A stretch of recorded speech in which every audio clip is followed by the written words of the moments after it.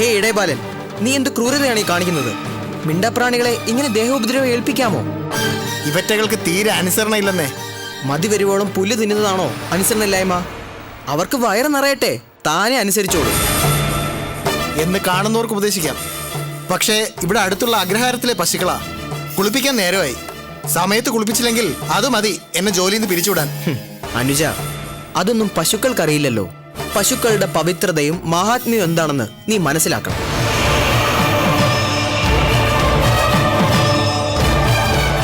കാമധേനു എന്ന് കേട്ടിട്ടുണ്ടോ? ഇല്ല. ഒരു പശുവിന്റെ പേരാ. മുനിമാർ യാഗത്തിനും മറ്റും ഉപയോഗിക്കുന്നത് കാമധേനുവിന്റെ പാലാ. അവർ കാമധേനുവിനെ സ്നേഹിക്കുന്നതും പരിപാലിക്കുന്നതും സ്വന്തം മാതാവിനെ പോലെയാണ്. ആ കാമധേനുവിന്റെ അനന്തര പരമ്പരയിൽപ്പെട്ടവരാണ് ഈ പശുക്കളൊക്കെ. അവയെ ഉപദ്രവിക്കുന്നത് മഹാപാപമാണ്. മിണ്ടാപ്രാണികളെ ഉപദ്രവിക്കുന്നവർക്ക് കുംഭീഭാഗ നരകമാണ് വിധിക്കപ്പെട്ടിരിക്കുന്നത്. എനിക്കിതൊന്നും അറിയില്ലായിരുന്നു. പുല്ല് തിന്നാനും തല്ലുകൊള്ളാനും പാൽ തരാനും വിധിക്കപ്പെട്ട നാൽക്കാലികളാണെന്നേ പശുവിനെ കുറിച്ച് മനസ്സിലാക്കിയിരുന്നുള്ളൂ. എന്നാൽ അതിനേക്കാളൊക്കെ ശ്രേഷ്ഠതയുള്ള മൃഗമാണ് പശു എന്നിപ്പോ മനസ്സിലായില്ലേ? മനസ്സിലായി. ഇനി ഞാൻ പശുക്കളെ തല്ലില്ല. വയറ് നിറയോളം ഇവർ മേയട്ടെ, അത് കഴിഞ്ഞ് കുളിപ്പിക്കാം.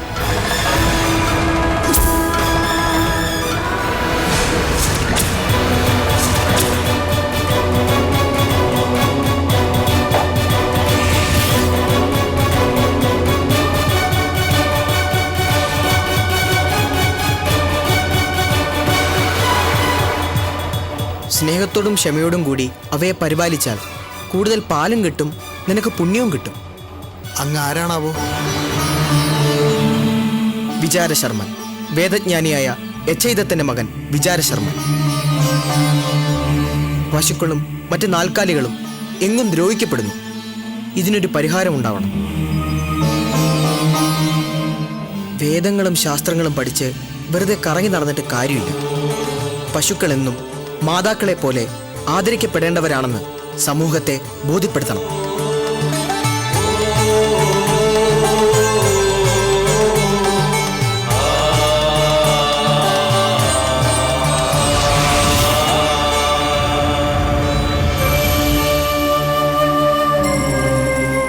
ആരുമില്ലേ ഇവിടെ?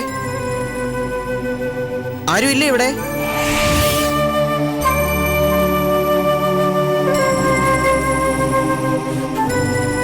എന്താ? എന്തു വേണം? ഇവിടെ പശുക്കളെ വളർത്തുന്നുണ്ടോ? ഉണ്ടല്ലോ. ഞാൻ പശുക്കളെ മേയ്ക്കുന്നവനാ.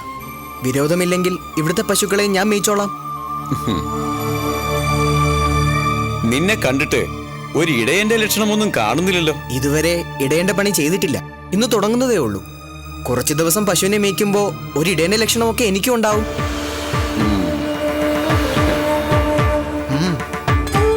നീ ആള് കൊള്ളാമല്ലോ. ശരി, പശുവിനെ മേച്ചുള്ളൂ. ധാരാളം പാലുള്ള പശുക്കളാ.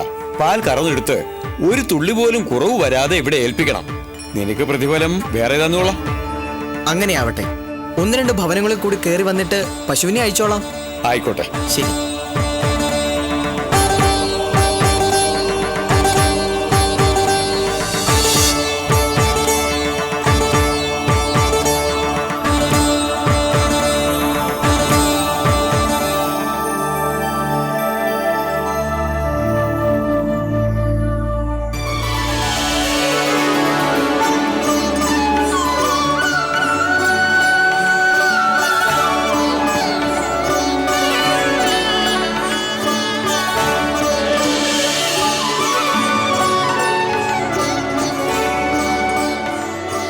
കുട്ടി,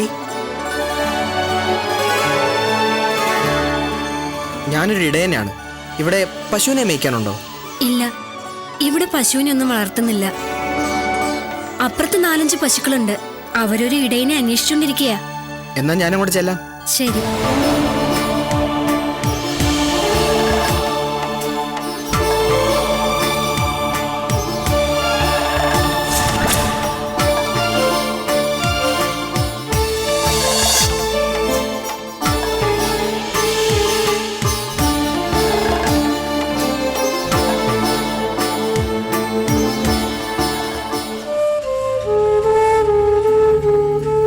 മുത്തശ്ശി, ആരാ? എന്തു വേണം? ഇവിടെ പശുക്കളെ മേയ്ക്കാൻ ഒരാളെ ആവശ്യമുണ്ടെന്നറിഞ്ഞു. പശുക്കളെ ഞാൻ മേയിച്ചോളാം മുത്തശ്ശി. പശുവിനെ മേയിച്ചോളൂ, പക്ഷെ ഒരു വ്യവസ്ഥയുണ്ട്. പശുക്കളെ വളരെ അധികം സ്നേഹിക്കുകയും ആരാധിക്കുകയും ചെയ്യുന്നവരാ ഞങ്ങള്. ഇവിടെ കാമധേനു പൂജയും ഉണ്ട്. പശുക്കളെ ഒരു തരത്തിലും ഉപദ്രവിക്കരുത്. ഒരു വൈക്കോൽ തുരുമ്പുകൊണ്ടുപോലും വേദനിപ്പിക്കരുത്. അതിന് സമ്മതമാണെങ്കിൽ പൈക്കളെ മേച്ചാ മതി. സമ്മതമാണ് മുത്തശ്ശി. പലരും പൈക്കളെ ഉപദ്രവിക്കുന്നത് കണ്ട് കഷ്ടം തോന്നിയിട്ടാ ഞാൻ ഈ തൊഴിലിന് ഇറങ്ങിയത് തന്നെ. പൈക്കളെ സ്വന്തം അമ്മയെപ്പോലെ നോക്കിക്കോളാം മുത്തശ്ശി. വാക്കു മാറരുത്. അപ്പുറത്താ തൊഴുത്ത്, അഴിച്ചോണ്ട് പൊയ്ക്കോളൂ. സന്ധ്യയ്ക്ക് മുമ്പ് തിരികെ കൊണ്ടുവരികയും വേണം. അങ്ങനെയാകട്ടെ.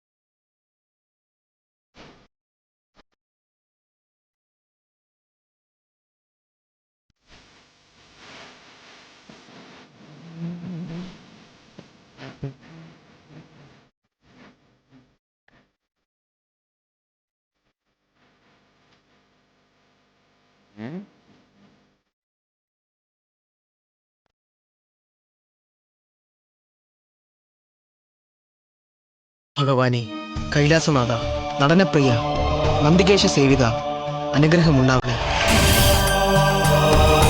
വേദശാസ്ത്രങ്ങൾ അഭ്യസിച്ച അടിയന് തികച്ചും യാദൃശ്ചികമായിട്ടാണ് ഇടയന്റെ ആ പുണ്യകർമ്മത്തിന്റെ പ്രേരക ശക്തി അവിടുന്നാണെന്ന് അടിയൻ അറിയുന്നു. നന്ദിയുണ്ട് ദേവ. പശുപാലനം അടിയനെ ധർമ്മപാലനമാക്കിയതിൽ തീരാത്ത നന്ദിയുണ്ട് ദേവ.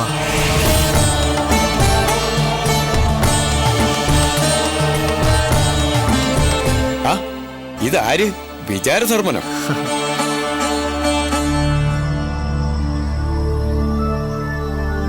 കുറെ നാളായല്ലോ ക്ഷേത്രത്തിലോട്ടൊക്കെ കണ്ടിട്ട്. അതെങ്ങനെയാ? പശുപാലനം തുടങ്ങിയിട്ട് കുറെ നാളായില്ലേ? ഇടയന്റെ പണി ഒഴിഞ്ഞിട്ട് നേരമില്ലാലോ. എന്താ തിരുമേനി, പശുപാലനം അധമവൃത്തിയാണോ? എന്ന് നാം പറയില്ല. വേദശാസ്ത്രങ്ങൾ നന്നായി പഠിച്ച വിചാരധർമ്മന് കുറെ കുട്ടികൾക്ക് വേദപഠനം നടത്തി ഉപജീവനം കഴിച്ചുകൂടെ? പഠിച്ച വിദ്യ വിദ്യാർത്ഥികൾക്കല്ലേ പകർന്നു നൽകാൻ കഴിയൂ, പശുക്കൾക്ക് പകർന്നു നൽകാൻ കഴിയില്ലല്ലോ. പശുപാലനത്തിൽ നിന്നും കിട്ടുന്ന സംതൃപ്തി വേദാഭ്യാസത്തിൽ നിന്നും കിട്ടില്ലല്ലോ തിരുമേനി. ഞാൻ പഠിച്ച വിദ്യ പശുക്കൾക്ക് പകർന്നു നൽകാൻ കഴിയില്ല. പക്ഷേ ഞാൻ പകർന്നു നൽകുന്ന ശീലങ്ങൾ അതേപടി പാലിക്കാനുള്ള ഗുരുത്വം പശുക്കൾക്കുണ്ട്. തൊഴുത്തിന് ഏറെ ദൂരെ എന്റെ സാമീപ്യം ഉണ്ടായാലും ഘാണശക്തി കൊണ്ട് എന്റെ സാന്നിധ്യം പശുക്കൾ തിരിച്ചറിയും. പക്ഷേ വേദപഠനശാലയ്ക്കരികിൽ ഞാൻ എത്തിയാൽ എന്റെ സാമീപ്യം ഗന്ധം കൊണ്ട് തിരിച്ചറിയുമോ മനുഷ്യരായ വിദ്യാർത്ഥികൾ? ഇല്ല, അതില്ല. പശുക്കളോളം ഘ്രാണശക്തി ഒന്നും നമ്മുടെ മനുഷ്യർക്കില്ല. അല്ല വിചാരധർമ്മ, നാം നിന്നെ അപഹസിച്ചതല്ല. മഹാബുദ്ധിമാനായ നീ നേടിയ വിദ്യകളൊന്നും സമൂഹത്തിലേക്ക് പ്രസരിക്കുന്നില്ലല്ലോ എന്ന നിരാശയാണ് നമുക്കുള്ളത്. ഒന്ന് മനസ്സിലാക്കിക്കൊള്ളൂ, പശുപാലനം മഹാപുണ്യം. തുടർന്നോളൂ. ശംഭോ മഹാദേവ.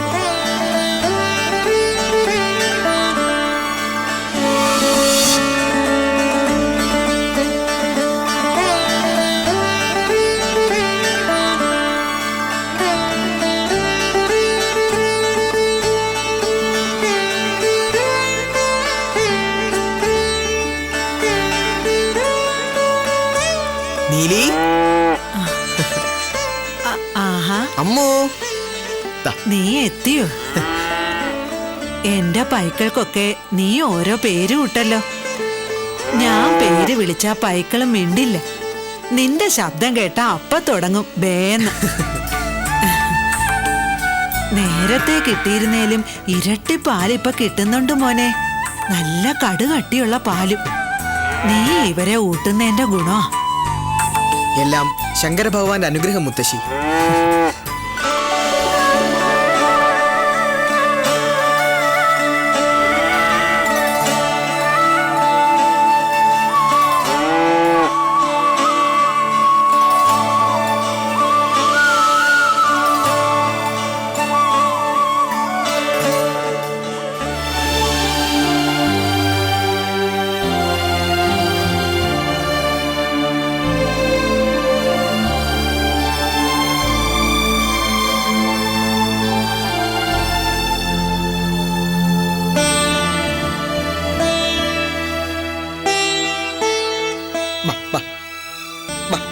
നടക്ക്.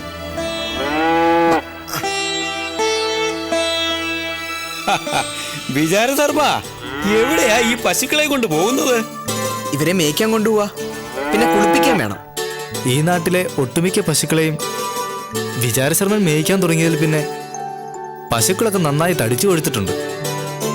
പാലിനും പഞ്ചമില്ലെന്നാ ഉടമസ്ഥര് പറയുന്നത്. ഞാൻ അങ്ങനാ ഇവരെ പരിപാലിക്കുന്നത്. പശുക്കൾ എന്റെ മാതാക്കളും പൈക്കിടാങ്ങൾ എന്റെ സഹോദരങ്ങളുമാണ്. പഠിപ്പും വിവരമുള്ളവൻ ഇടയന്റെ പണി ചെയ്താൽ അതിന്റെ മഹത്വം ഒന്ന് വേറെ തന്നെയാണ്. വിചാരധർമ്മൻ മേയ്ക്കാൻ തുടങ്ങിയതിൽ പിന്നെ പശുക്കളും തികഞ്ഞ സ്വാതികളായി മാറിയിരിക്കുന്നു. അമ്മു, പോവാം. ബാ, ബാ, ബാ.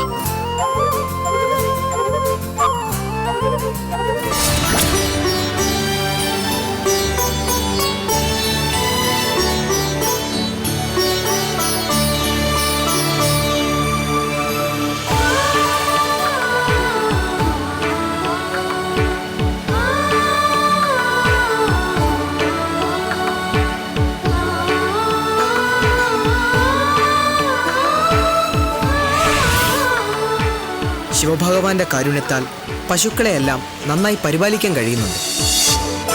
അതിനനുസരിച്ച് അവർ പാലും നൽകുന്നുണ്ട്. അപ്പോൾ ആ പാലിന്റെ പകുതിയെങ്കിലും ഭഗവാന് അർപ്പിക്കപ്പെടേണ്ടതല്ലേ? ശിവപെരുമാളിന് പാലഭിഷേകം ബഹുപത്യമാണ്. എന്റെ പശുക്കൾക്ക് വേണ്ടുവോളം പാലുമുണ്ട്. അങ്ങനെയെങ്കിൽ ഭഗവാന്റെ ഒരു ശിലയുണ്ടാക്കി അതിൽ നിത്യവും പാലഭിഷേകം കൂടി ആയാലോ?